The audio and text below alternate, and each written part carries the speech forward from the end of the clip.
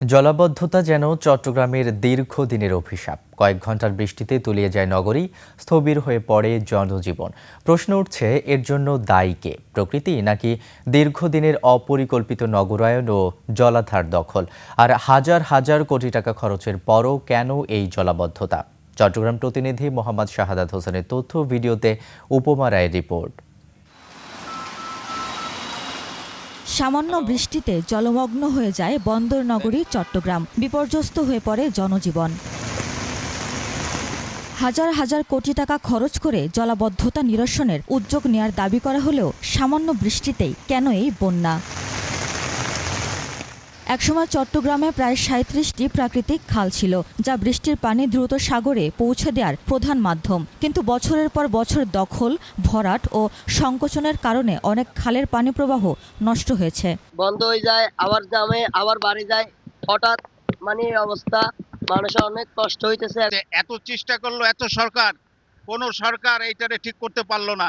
এই জলাবদ্ধতা যদি নিরসন না হয় তাহলে আমাদের তো অবস্থা আরো ভয়াবহ হবে।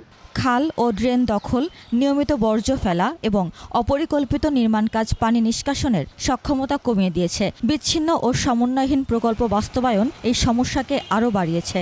আমরা যখন প্রতিবেশের প্রতিক্রিয়াকে আমরা রাজনৈতিক হাতিয়ার হিসেবে নিয়েছি, রাজনীতির খেলার সাথে যুক্ত করেছি, তখন মানুষকেই তার প্রতিক্রিয়ার মূল্য দিয়ে, মাসুল দিয়ে তা শোধ করে যেতে হবে।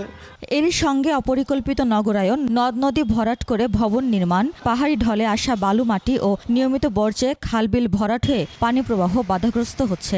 আমরা যারা এই শহরে বাস করি, এই শহরকে ব্যবহার করে তারা এই খালগুলোকে ডাস্টবিন হিসেবে মনে করেন। নগর পরিকল্পনাবিদদের মতে চট্টগ্রামের জলাবদ্ধতা নিরসন একটি দীর্ঘমেয়াদী ও চ্যালেঞ্জিং কাজ। যে ড্রেনেজ মাস্টার প্ল্যান করা হয়েছিল সেটি কোনো অংশই বাস্তবায়ন হয়নি, এবং এই ড্রেনেজ মাস্টার প্ল্যান বাস্তবায়ন করতে হলে সেবাদানকারী প্রতিষ্ঠানে প্রয়োজন পর্যাপ্ত সংখ্যক নগর পরিকল্পনাবিদ। জলাবদ্ধতা নিরসনে এরই মধ্যে অনেক খরচ হয়েছে।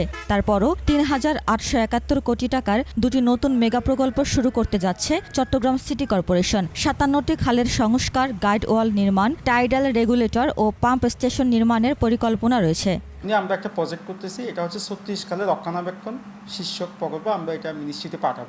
বিশেষজ্ঞদের মতে শুধু খাল খনন করলেই হবে না। খাল দখল, অপরিকল্পিত নগরায়ন, বর্জ্য ব্যবস্থাপনা এবং নিয়মিত রক্ষণাবেক্ষণ নিশ্চিত না হলে স্থায়ী সমাধান আসবে না। প্রাকৃতিক জলাধার সংরক্ষণ, খাল নালা পুনরুদ্ধার এবং পরিকল্পিত নগর ব্যবস্থাপনা নিশ্চিত না হলে প্রতি বর্ষায় জলাবদ্ধতার এই ভোগান্তি বারবার ফিরে আসবে। উপমা রায়, ডেস্ক রিপোর্ট, ২১ টেলিভিশন।